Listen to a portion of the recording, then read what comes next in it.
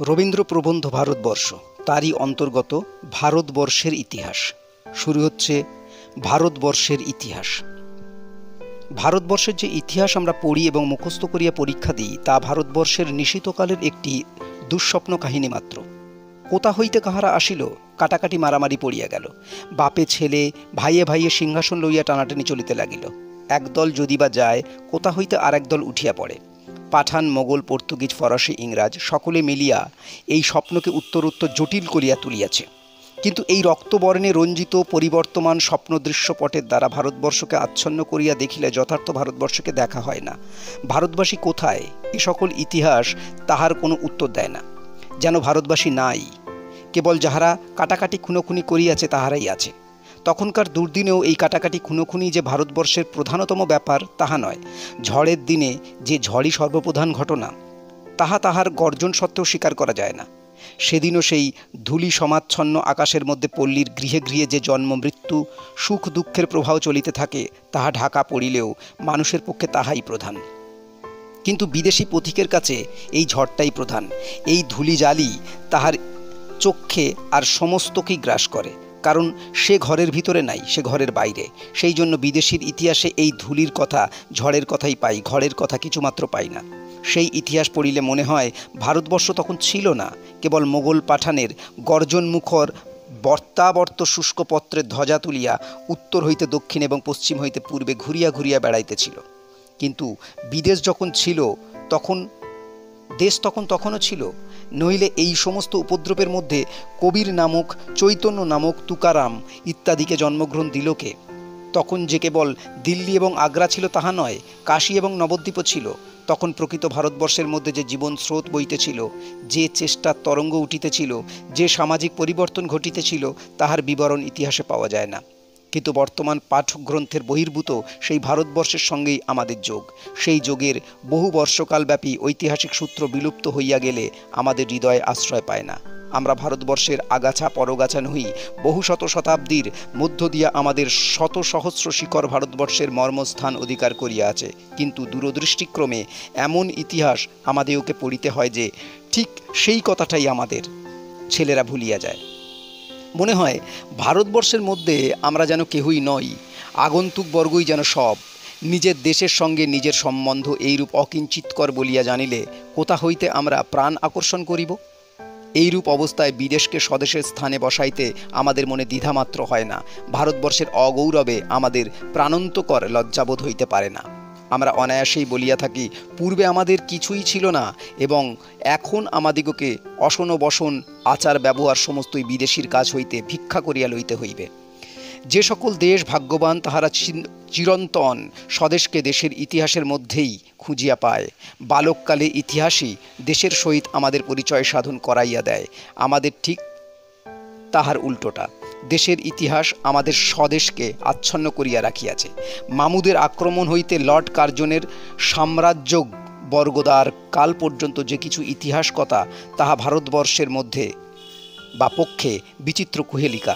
তাহা স্বদেশ সম্বন্ধে আমাদের দৃষ্টির সহায়তা করে না, দৃষ্টি আবৃত করে মাত্র। তাহা এমন স্থানে কৃত্রিম আলোক ফেলে যাহাতে আমাদের দেশের দিকটাই আমাদের চোখে অন্ধকার হইয়া যায়। সেই অন্ধকারের মধ্যে নবাবের বিলাসশালার দীপলোকে নর্তকীর মণিভূষণ জ্বলিয়া ওঠে। বাদশাহের সুরাপাত্রের রক্তিম ফেনোচ্ছ্বাস উন্মত্ততার জাগর রক্ত দীপ্ত নেত্রের ন্যায় দেখা দেয়। সেই অন্ধকারে আমাদের প্রাচীন দেব মন্দির সকল মস্তক আবৃত করে এবং সুলতান প্রেয়সীদের শ্বেত মরমর রচিত কারুখচিত কবর চূড়া নক্ষত্র লোক চুম্বন করিতে উদ্যত হয়। সেই অন্ধকারের মধ্যে অশ্বের ক্ষুরধ্বনি, হস্তির বৃহংহিত অস্ত্রের ঝঞ্ঝনা, সুদূরব্যাপী শিবের তরঙ্গিত পাণ্ডুরতা, কিংখাবার আস্তরণ স্মরণোচ্ছটা, মসজিদের ফেন বুদবুদকার পাষাণ মণ্ডপ, খোজা প্রহরী রক্ষিত প্রাসাদ, অন্তঃপুরে রহস্য নিকেতনের নিস্তব্ধ মৌন, এই সমস্তই বিচিত্র শব্দে ও বর্ণে ও ভাবে যে প্রকাণ্ড ইন্দ্রজাল রচনা করে, তাহাকেই ভারতবর্ষের ইতিহাস বলিয়া লাভ কি?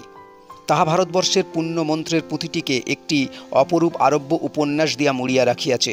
সেই পুঁথিখানি কেহ খোলে না, সেই আরব্য উপন্যাসেরই প্রত্যেক ছত্র ছেলেরা মুখস্থ করিয়া লয়। তাহার পরে প্রলয় রাত্রে এই মোগল সাম্রাজ্য যখন মুমূর্ষু, তখন শ্মশানস্থলে দুরাগত গৃধগণের পরস্পরের মধ্যে যে সকল চাতুরী প্রবঞ্চনা হানাহানি পড়িয়া গেল, তাহাও কি ভারতবর্ষের ইতিবৃত্ত?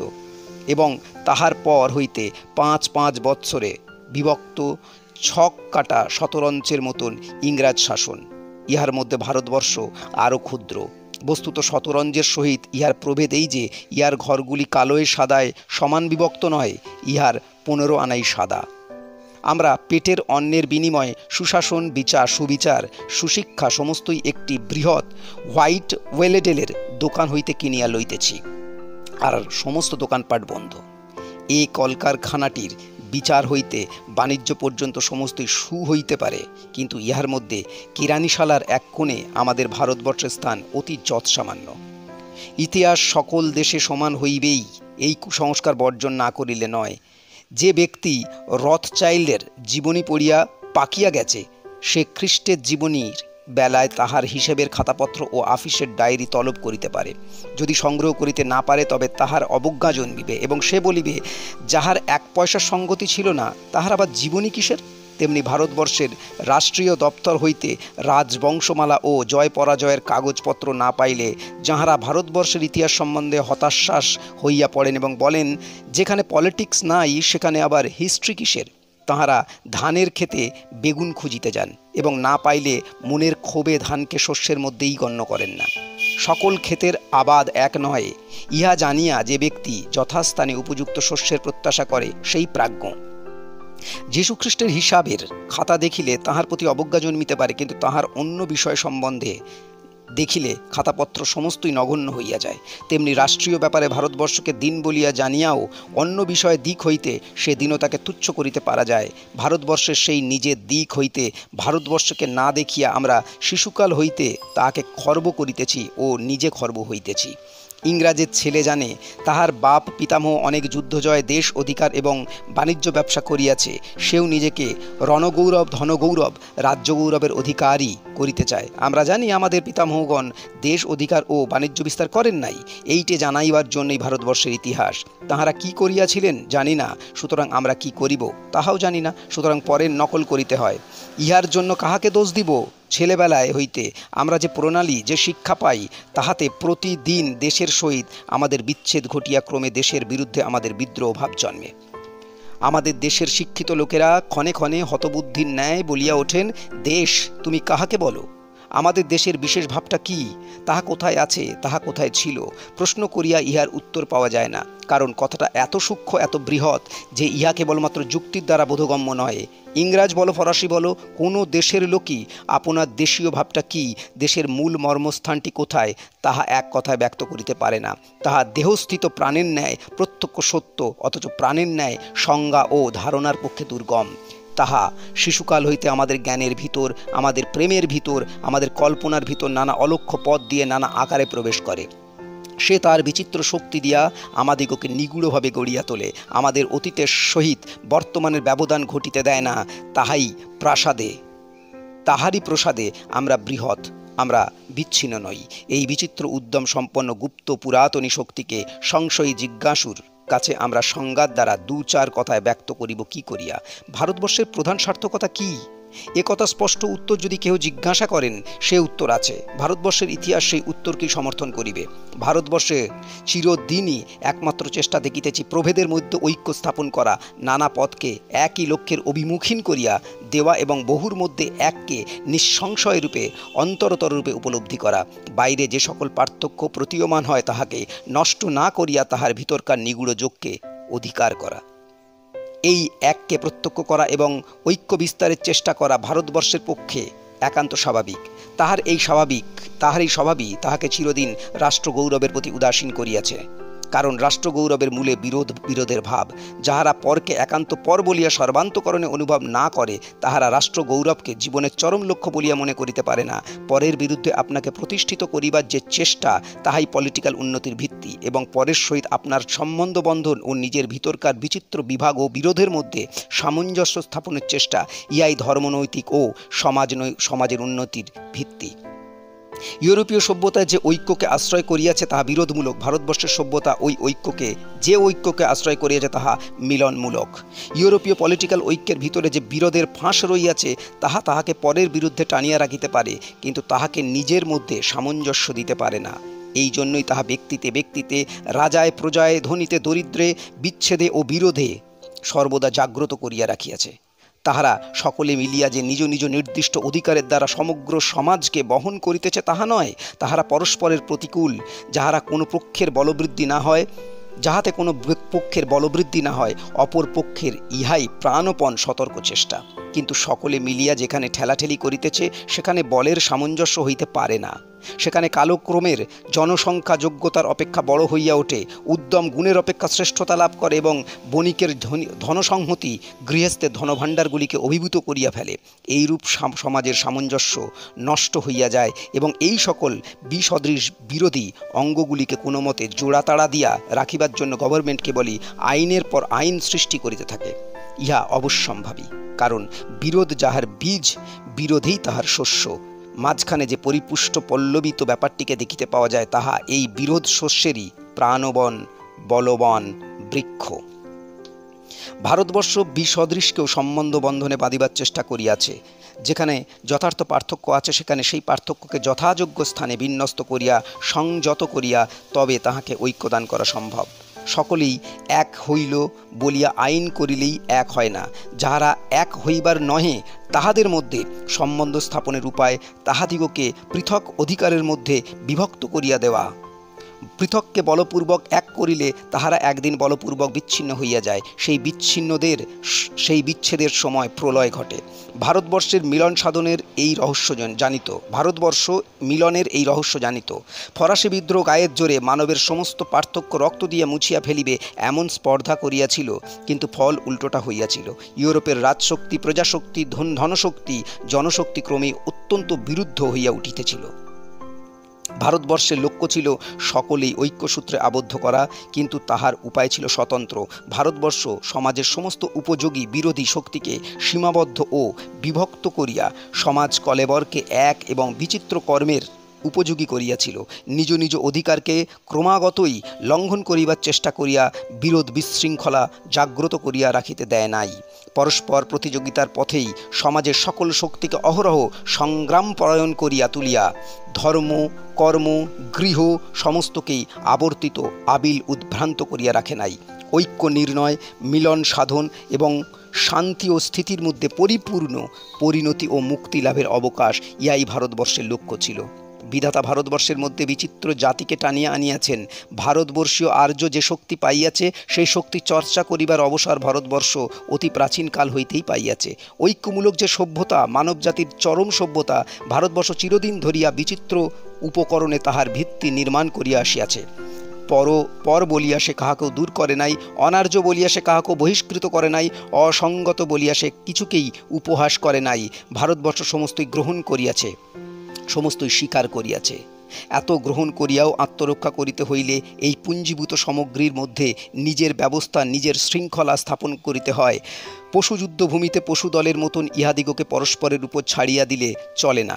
ইহাদিগকে বিহিত নিয়মে বিভক্ত স্বতন্ত্র করিয়া একটি মূল ভাবের দ্বারা বদ্ধ করিতে হয়। উপকরণ যেখানকার হোক, সেই শৃঙ্খলা ভারতবর্ষের, সেই মূল ভাবটি ভারতবর্ষের। ইউরোপ পরকে দূর করিয়া উৎসাধন করিয়া সমাজকে নিরাপদ রাখিতে চায়। আমেরিকা, অস্ট্রেলিয়া, নিউজিল্যান্ড, কেপ কলোনিতে তাহার পরিচয় আমরা আজ পর্যন্ত পাইতেছি। ইহার কারণ তাহার নিজের সমাজের মধ্যে একটি সুবিহিত শৃঙ্খলার ভাব নাই। তাহার নিজেরই ভিন্ন সম্প্রদায়কে সে যথোচিত স্থান দিতে পারে নাই, এবং যাহারা সমাজের অঙ্গ তাহাদের অনেককেই সমাজের বোঝার মতো হইয়াছে। এইরূপ স্থলে বাহিরের লোককে সে সমাজ নিজের কোনখানে আশ্রয় দিবে? আত্মীয়ই যেখানে পরদ্রব্য উপদ্রব করিতে উদ্যত, সেখানে বাহিরের লোককে কেউ স্থান দিতে চায় না। যে সমাজে শৃঙ্খলা আছে, ঐক্যের বিধান আছে, সকলের স্বতন্ত্র স্থান ও অধিকার আছে, সেই সমাজই পরকে আপন করিয়া লওয়া সহজ বলিয়া মনে করে। হয় পরকে কাটিয়া মারিয়া খেদাইয়া নিজের সমাজ ও সভ্যতাকে রক্ষা করা, নয় পরকে নিজের বিধানে সংযত করিয়া সুবিহিত শৃঙ্খলার মধ্যে স্থান করিয়া দেওয়া। এই দুই রকম হইতে পারে।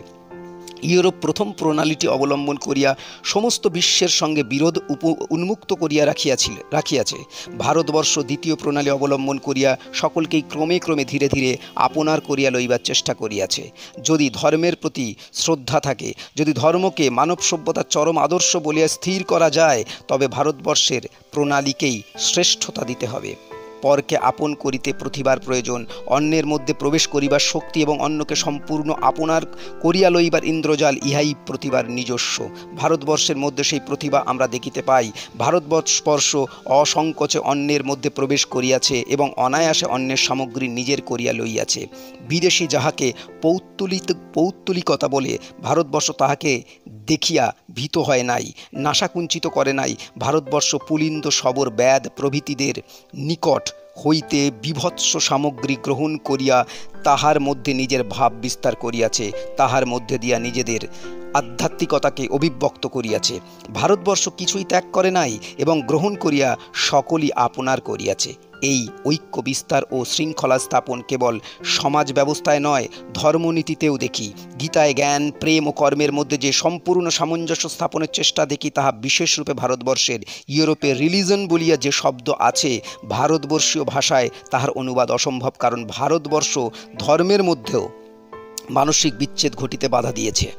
আমাদের বুদ্ধি, আচরণ, আমাদের ইহকাল পরকাল সমস্ত জড়াইয়াই ধর্ম। ভারতবর্ষ তাকে খণ্ডিত করিয়ায় কোনোটাকে পোশাকি এবং কোনোটাকে আটপৌর করিয়া রাখে নাই। হাতের জীবন, পায়ের জীবন, মাথার জীবন, উদরের জীবন যেমন আলাদা নয়, বিশ্বাসের ধর্ম, আচরণের ধর্ম, রবিবারের ধর্ম, অপর 6 দিনের ধর্ম, গির্জার ধর্ম এবং গৃহের ধর্মে ভারতবর্ষ ভেদ ঘটাইয়া দেয় নাই। ভারতবর্ষের ধর্ম সমস্ত সমাজেরই ধর্ম। তাহার মূল মাটির ভিতরে এবং মাথা আকাশের মধ্যে। তাহার মূলকে স্বতন্ত্র, মাথাকে স্বতন্ত্র করিয়া ভারতবর্ষ দেখে নাই। ধর্মকে ভারতবর্ষ দুলোক ভূলোকব্যাপী মানবের সমস্ত জীবনব্যাপী একটি বৃহৎ বনস্পতি রূপে দেখিয়াছে। পৃথিবীর সভ্য সমাজের মধ্যে ভারতবর্ষ নানাকে এক করিয়া আদর্শরূপে বিরাজ করিতেছে। তাহার ইতিহাস হইতে ইহাই প্রতিপন্ন হইবে। এককে বিশ্বের মধ্যে ও নিজের আত্মার মধ্যে অনুভব করিয়া সেই এককে বিচিত্রের মধ্যে স্থাপন করা, জ্ঞানের দ্বারা আবিষ্কার করা, কর্মের দ্বারা প্রতিষ্ঠিত করা, প্রেমের দ্বারা উপলব্ধি করা এবং জীবনের দ্বারা প্রচার করা, নানা বাধা বিপত্তি, দুর্গতি সুগতি মধ্যে ভারতবর্ষ ইহাই করিতেছে। ইতিহাসের ভিতর দিয়া যখন ভারতের সেই চিরন্তন ভাবটি অনুভব করিব, তখন আমাদের বর্তমানের সহিত অতীতের বিচ্ছেদ বিলুপ্ত হইবে। বিদেশের শিক্ষা ভারতবর্ষকে অতীতে ও বর্তমানে দ্বিধাবিভক্ত করিতেছে। যিনি সেতু নির্মাণ করিবেন, তিনি আমাদিগকে রক্ষা করিবেন। যদি সেই সেতু নির্মিত হয়, তবে সেই দ্বিধার সফলতা আছে, কারণ বিচ্ছেদের আঘাত না পাইলে মিলন সচেতন হয় না। যদি আমাদের মধ্যে কিছুমাত্র পদার্থ থাকে, তবে বিদেশ আমাদিগকে যে আঘাত করিতেছে, সেই আঘাতে স্বদেশকেই আমরা নিবিড়তর রূপে উপলব্ধি করিব। প্রবাসে নির্বাসনই আমাদের কাছে গৃহের মাহাত্ম্যকে মহত্তম করিয়া তুলিবে। মামুদ ও মোহাম্মদ ঘড়ির বিজয় বার্তার সন তারিখ আমরা মুখস্থ করিয়া পরীক্ষার খাতায় প্রথম শ্রেণীতে উত্তীর্ণ হইয়াছি, এবং এখন যিনি সমস্ত ভারতবর্ষকে সম্মুখে মূর্তিমান করিয়া তুলিবেন, অন্ধকারের মধ্যে দাঁড়াইয়া সেই ঐতিহাসিককে আমরা আহ্বান করিতেছি। তিনি তাহার শ্রদ্ধার দ্বারা আমাদের মধ্যে শ্রদ্ধার সঞ্চার করিবেন, আমাদের প্রতিষ্ঠা দান করিবেন, আমাদের আত্ম উৎসাহ, আত্ম অবিশ্বাস অতি অনায়াসে তিরস্কৃত করিবেন, আমাদিগকে এমন প্রাচীন সম্পদের অধিকারী করিবেন যে পরের ছদ্মবেশে নিজের লজ্জা লুকাইবার আর প্রবৃত্তি থাকিবে না। তখন একথা আমরা বুঝিব, পৃথিবীতে ভারতবর্ষের একটি মহৎ স্থান আছে, আমাদের মধ্যে মহৎ আশার কারণ আছে। আমরা কেবল গ্রহণ করি না, অনুকরণ করিব না, দান করিব, প্রবর্তন করিব, এমন সম্ভাবনা আছে। পলিটিক্স এবং বাণিজ্যই আমাদের চরমতম গতিমুক্তি নহে। প্রাচীন ব্রহ্মচর্যের পথে বৈরাগ্য কঠিন, দারিদ্র গৌরব শিরোধার্য করিয়া দুর্গম নির্মল মাহাত্ম্যের উন্নততম শিখরে অধিরোহণ করিবার জন্য আমাদের ঋষি পিতামহদের সুগম্ভীর নির্দেশ প্রাপ্ত হইয়াছি। সে পথে পণ্য ভারাক্রান্ত অন্য কোনো পান্থ নাই বলিয়া আমরা ফিরিব না। গ্রন্থ ভারনত শিক্ষক মহাশয় সে পথে চলিতেছেন না বলিয়া লজ্জিত হইব না। মূল্য না দিলে কোনো মূল্যবান জিনিসকে আপনার করা যায় না। ভিক্ষা করিতে গেলে কেবল খুদ কুড়া মিলে, তাহাতে পেট অল্পই ভরে, অথচ জাতীয় থাকে না। বিদেশকে যতক্ষণ আমরা কিছু দিতে পারি না, বিদেশ হইতে ততক্ষণ আমরা কিছু লইতেও পারি না। লইলেও তাহার সঙ্গে আত্মসম্মান থাকে না বলিয়াই তাহা তেমন করিয়া আপনার হয় না। সংকোচ সে অধিকার চিরদিন অসম্পূর্ণ ও অসঙ্গত করিয়া থাকে। যখন গৌরব সহকারে দিব তখন গৌরব সহকারে লইব। হে ঐতিহাসিক, আমাদের সেই দিবার সঙ্গতি কোন প্রাচীন ভাণ্ডারে সঞ্চিত হইয়া আছে তাহা দেখাইয়া দাও, তাহার দ্বার উদ্ঘাটন করো। তাহার পর হইতে আমাদের গ্রহণ করিবার শক্তি বাধাহীন ও অকুণ্ঠিত হইবে। আমাদের উন্নতি ও শ্রীবৃদ্ধি অকৃত্রিম ও স্বভাবসিদ্ধ হইয়া উঠিবে। ইংরাজ নিজেকে সর্বত্র প্রসারিত, দ্বিগুণিত, চতুর্গুণিত করাকেই জগতের সর্বশ্রেষ্ঠ শ্রেয় বলিয়া জ্ঞান করিয়াছে। তাহাদের বুদ্ধি বিচারের এই উন্মত্ত অন্ধ অবস্থায় তাহারা ধৈর্যের সহিত আমাদিগকে শিক্ষাদান করিতে পারে নাই। উপনিষদে অনুশাসন আছে, শ্রদ্ধয়া দেয়ম অশ্রদ্ধয়া অদেয়ম। শ্রদ্ধার সহিত দিবে, অশ্রদ্ধার সহিত দিবে না। কারণ শ্রদ্ধার সহিত না দিলে যথার্থ জিনিস দেওয়াই যায় না, বরঞ্চ এমন একটা জিনিস দেওয়া হয় যাহাকে গ্রহীতাকে হীন করা হয়। আজকালকার ইংরেজ শিক্ষকগণ দানের দ্বারা আমাদিগকে হীন করিয়া থাকেন। তাহারা অবজ্ঞা অশ্রদ্ধার সহিত দান করেন, সেই সঙ্গে প্রত্যহ স্ববিদ্রূপে স্মরণ করাইয়া থাকেন, যাহা দিতেছি ইহার তুল্য তোমাদের কিছুই নাই, এবং যাহা লইতেছ তাহার প্রতিদান দেওয়া তোমাদের সাধ্যের অতীত। প্রত্যহ এই অবমাননার বিষ আমাদের মজ্জার মধ্যে প্রবেশ করে, ইহাতে পক্ষাঘাত আনিয়া আমাদিগকে নিরুদ্যম করিয়া দেয়। শিশুকাল হইতেই নিজের নিজত্ব উপলব্ধি করিবার কোনো অবকাশ, কোনো সুযোগ পাই নাই। পরভাষার বানান, বাক্য, ব্যাকরণ ও মতামতের দ্বারা উদ্ভ্রান্ত অভিভূত হইয়া আছি। নিজের কোনো শ্রেষ্ঠতার প্রমাণ দিতে না পারিয়া মাথা হেঁট করিয়া থাকিতে হয়। ইংরেজের নিজের ছেলেদের শিক্ষা প্রণালী এইরূপ নহে।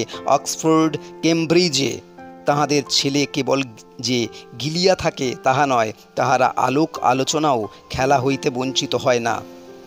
অধ্যাপকদের সঙ্গে তাহাদের সুদূরকালের বন্ধন নহে, একে তো তাহাদের চতুর্দিগবর্তী স্বদেশী সমাজ স্বদেশী শিক্ষাকে সম্পূর্ণরূপে আপন করিয়া লইবার জন্য শিশুকাল হইতে সর্বতোভাবে আনুকূল্য করিয়া থাকে। তাহার পরে শিক্ষা প্রণালী ও অধ্যাপকগণ অনুকূল। আমাদের আদ্যপান্ত সমস্তই প্রতিকূল। যাহা শিখি তাহা প্রতিকূল, যে উপায় শিখি তাহা প্রতিকূল, যে শেখায় সেও প্রতিকূল। ইহা সত্ত্বেও যদি আমরা কিছু লাভ করিয়া থাকি, যদি এ শিক্ষা আমরা কোনো কাজে খাটাইতে পারি, তাহা আমাদের গুণ। অবশ্য এই বিদেশি শিক্ষাধিক্ষারের হাত হইতে স্বজাতিকে মুক্তি দিতে হইলে শিক্ষার ভার আমাদের নিজেদের হাতে লইতে হবে, এবং যাহাতে শিশুকাল হইতে ছেলেরা স্বদেশীয় ভাবে, স্বদেশীয় প্রণালীতে স্বদেশের সহিত হৃদয় মনের যোগ রক্ষা করিয়া স্বদেশের বায়ু ও আলোক প্রবেশের দ্বার উন্মুক্ত রাখিয়া শিক্ষা পাইতে পারে, তাহার জন্য আমাদিগকে একান্ত প্রযত্নে চেষ্টা করিতে হইবে। ভারতবর্ষ সুদীর্ঘকাল ধরিয়া আমাদের মনের যে প্রকৃতিকে গঠন করিয়াছে, তাহাকে নিজের বা পরের ইচ্ছামতো বিকৃত করিলে আমরা জগতে নিষ্ফল লজ্জিত হইব। সেই প্রকৃতিকেই পূর্ণ পরিণতি দিলে সে অনায়াসেই বিদেশের জিনিসকে আপনার করিয়া লইতে পারিবে এবং আপনার জিনিস বিদেশকে দান করিতে পারিবে। এই স্বদেশী প্রণালীর শিক্ষার প্রধান ভিত্তি স্বার্থ ত্যাগ ওপর ভীতি নিরপেক্ষ অধ্যয়ন, অধ্যাপনারত নিষ্ঠাবান গুরু এবং তাহার অধ্যাপনের প্রধান অবলম্বনের স্বদেশের একখানি সম্পূর্ণ ইতিহাস। একদিন এইরূপ গুরু আমাদের দেশে গ্রামে গ্রামেই ছিল। তাহাদের জুতা মোজা, গাড়ি ঘোড়া, আসবাবপত্রের প্রয়োজনই ছিল না। নবাব ও নবাবের অনুকারীগণ তাহাদের চারিদিকে নবাবি করিয়া বেড়াইত। তাহাতে তাহাদের দিকপাত ছিল না, তাহাদের অগৌরব ছিল না। এখনও আমাদের দেশে সেই সকল গুরুর অভাব নাই, কিন্তু শিক্ষার বিষয় পরিবর্তিত হইয়াছে। এখন ব্যাকরণ, স্মৃতি ও ন্যায় আমাদের জঠরানল নির্বাণের সহায়তা করে না এবং আধুনিক কালের জ্ঞানস্প্রিয়া মেটাইতে পারে না। কিন্তু যাহারা নতুন শিক্ষাদানের অধিকারী হইয়াছেন, তাহাদের চাল বিগড়াইয়া গেছে। তাহাদের আদর্শ বিকৃত হইয়াছে, তাহারা অল্পে সন্তুষ্ট নহেন। বিদ্যাদানকে তাহারা ধর্মকর্ম বলিয়া জানেন না, বিদ্যাকে তাহারা পণ্যদ্রব্য করিয়া বিদ্যাকে হীন করিয়াছেন, নিজেকেও হীন করিয়াছেন। নব্যশিক্ষিতদের মধ্যে আমাদের সামাজিক উচ্চ আদর্শের এই বিপর্যয় দশা একদিন সংশোধিত হইবে, ইহা আমি দুরাশা বলিয়া গণ্য করি না। আমাদের বৃহৎ শিক্ষিত মণ্ডলীর মধ্যে ক্রমে ক্রমে এমন 2-4টি লোক নিশ্চয়ই উঠিবেন, যাহারা বিদ্যা ব্যবসাকে ঘৃণা করিয়া বিদ্যাদানকে কৌলিকব্রত বলিয়া গ্রহণ করিবেন। তাহারা জীবনযাত্রার উপকরণ সংক্ষিপ্ত করিয়া বিলাস বিসর্জন দিয়া দেশের স্থানে স্থানে যে আধুনিক শিক্ষার টোল করিবেন, ইন্সপেক্টরে গর্জন ও ইউনিভার্সিটির তর্জন বর্জিত সেই সকল টোলেই বিদ্যা স্বাধীনতা লাভ করিবে, মর্যাদা লাভ করিবে। ইংরেজ রাজবণিকের দৃষ্টান্ত শিক্ষা সত্ত্বেও বাংলাদেশ এমনতর জন কয়েক গুরুকে জন্ম দিতে পারিবে, এ বিশ্বাস আমার মনে দৃঢ় রইয়াছে। ভাদ্র 1309। সমাপ্ত।